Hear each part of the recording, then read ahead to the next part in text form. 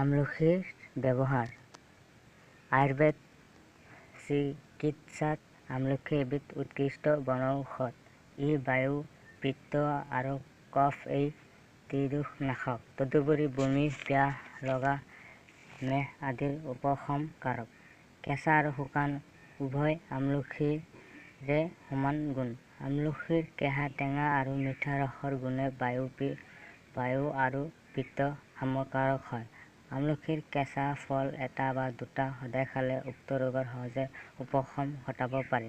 তদুপৰি শৰীৰৰ পুষ্টি সাধনতো বেছি ফলদায়ক হয়। শুকান আমলখি পানীত ভিজাই কাঢ়া কৰি খালে জ্বৰ উপশমত সহায়ক হয়। এক তোলা আমলখিৰ ৰসৰ লগত সমপৰিমাণৰ বিশুদ্ধ মৌ নিয়মিত ব্যৱহাৰ কৰিলে পেটৰ অম্ল পিত্ত নাশ হয়। আমলখিৰ ৰস বা কাঠ মৌৰ লগত খালে শুক্ৰমেহ অৰ্থাৎ স্বপ্নদোষ নষ্ট হয়। চকু উঠা ৰোগত কেঁচা আমলখিৰ ৰস চকুত দিলে যমৰাৰ উপশম হয়। আমলখিৰ চুলিৰ বাবেও মহৌষধ। অকালে চুলি সৰা আৰু পকা বন্ধ কৰিবলৈ আমলখিৰ বটি মূৰত লেপ দি দৈনিক 3 ঘণ্টাকৈ ৰাখিব লাগে।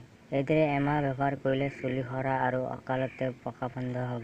ইয়ে চুলি গুৰি মজবুত কৰে। আমলখি ৰুটি নাভি প্ৰদেশত লেপ দিলে প্ৰস্ৰাৱ ৰোধ উপশম হয় আৰু প্ৰস্ৰাৱ ঠিকমতে হ'বলৈ ধৰে। অৱশ্যে মাটিৰ পৰা পিতলৰ কলহ থোৱা ঠাইত মাটি অলপ আনি আমলখিৰ লগত মিহলাই লেপ দিলে আৰু বেছি ক্ষীপ্ৰ ফল দেখা যায়। ৰক্তপিত্ত আৰু ৰক্তামাশয় ৰোগত আমলখিৰ কাঠ বা শুকান আমলখিৰ চূৰ্ণ ব্যৱহাৰ কৰিব লাগে।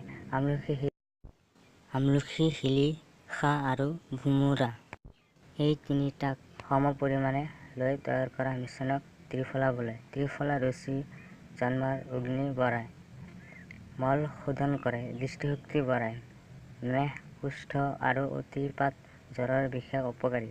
তিৰোতাৰ অধিক ৰক্তস্ৰাৱত আমলখিৰ চূৰ্ণ জৰায়ুৰ মুখত দিলে ফল পোৱা যায়।